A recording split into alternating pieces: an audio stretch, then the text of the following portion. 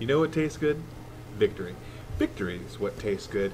Also, Coke Zero tastes good. Maybe with a little splash of Crown Royal in it. Pizza tastes good. A lot of carbs. A lot of carbs actually taste really, really fucking good. But they're also evil. Therefore, we don't eat them. We deny ourselves the thing we like and like. Why don't we use today's time to kind of philosophically speak about those things that we deny ourselves that bring us true joy? Or we could just go straight to the games here at hand. But first, before we do, victory. I was talking about victory earlier. Lots of victories yesterday. It was one of the better sports days that I can recall. The Rays did, in fact, beat the Red Sox, proving that Jesus does hate them, to cut into that wild card lead in the AL and keep those slim dreams alive. You had the USF Bulls winning it, the South Carolina Gamecocks winning. You had Florida State, a.k.a. Southern Georgia, lose, which is always pleasant. And there was one other game that I was pretty fired up about. Oh, that's right. The University of Miami Hurricanes were able to defeat the cheaters, the Ohio State Buckeyes, in what I thought was cleverly named the Ineligible. Huh? So that was fun. It was a lot of fun. And let's hope we can do it today. If that were to be the case, we would see the Dolphins win. We would see the Bucs win. From a purely monetary point, we'd see the Steelers win, the Ravens win, and why not the Llamas? Let's make it a same. So week two matchups. We've got a fabulous bevy of games here. First up, we're going to start with, let's start with your Livid Llamas. 6th ranked in the league, a big surprise win. Finds themselves now hosting the 0-1 and 10th ranked Spankos. Folks, this is not going to be a close game. I don't want to give any illusions of possible victory from the Llamas. This is going to be a bloodbath. The Spankos could double up the Llamas here. Maybe 400 points will be scored in this game, but there'll be 390 worth coming from the Spankos.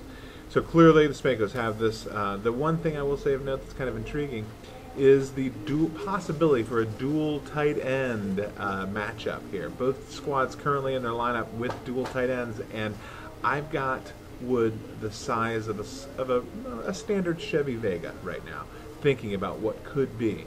What could be. Let's go then to this is a pretty good matchup, actually. The 11th ranked Studs take on the 12th ranked Classified. Where these teams may find themselves at the bottoms of the ranking right now, they both won't be at the bottom of the rankings next week because one of them's going to win.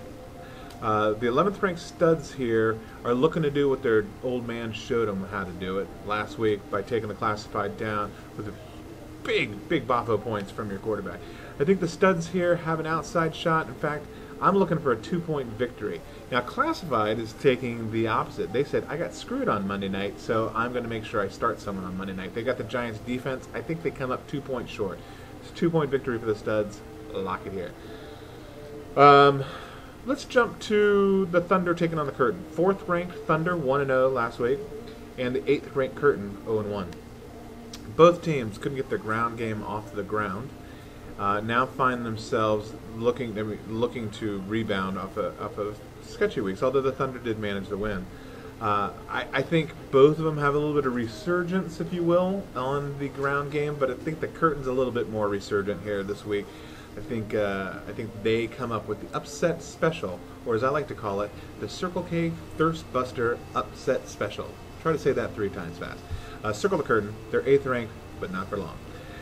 5th ranked Big W's taking on the 2nd ranked Red Eye Blind, and what I'm going to go ahead and call the Agitator Bowl. Both teams, not huge fan clubs on this team, but yet they're the teams you love to hate. So we're going to go ahead and say that as Vic goes, so go the W's. Vic returning home to Atlanta after being let go because of that little indiscretion he showed, or huge indiscretion. I think he's going to have a big Boffo evening, and I think that's going to drive the W's to the victory here. Even though the Magic 8 Ball said Red Eye Blind's going to do it, it's not a negative. We're not saying the Magic 8 Ball's wrong. One loss is one loss, right? Keep your chin up there, Tiger. 9th ranked Hot Attacks taking on the 7th ranked Jerk Store. And I don't give a shit what they call themselves. They're the Jerk Store. In this game, I'll be honest with you, I really think it comes to the wire. When I was trying to see who's got that edge here, it's really the only team that I see an edge with is really a negative edge, and that's the fact that the Hot Attack still has Janikowski in the lineup, and there's a chance that he will be behind bars by the time kickoff rolls around. So he might not have a kicker. Circle the jerk store there. Last game of the week, and brother, it is a doozy. I have certainly saved the best for last. Let's call this the Circle K Thirst Buster Game of the Week, because Circle K and Thirst Buster can sponsor as many fucking things as they want as long as the checks keep rolling in. In this game, we've got the tight ends who scored huge points, tied the league record with 153 points scored, sharing that record now with the Big W's. I think 2008. So that's a long time coming for this tie, but we got it anyway. Taking on the Squirrels, who did get by beating the team who scored the fewest points last week, but it's a win nonetheless. The question comes down to, can the tight ends repeat their performance from last week? And history shows that no. Usually teams that have a huge week one week don't have such a huge week the second week. I don't think they're going to need that huge week. I think Big Ben for the Squirrels has a big day, but then the rest are just kind of going through the motions. I think the tight ends are solid at every position, just point after point. I think they're just going to wear down. They might not have the highest score on the week, but I think you're not going to see too many, if any, single-digit scores from any of their players. They're going to put up some points, and they're going to put enough to remain number one ranked. So there you have it. Kind of a pedestrian effort, but again, we're all still kind of getting back in the flow of things. And next week, I promise you, something special. That's right. Yes, sir. Hey, have a great weekend, and let's go Llamas.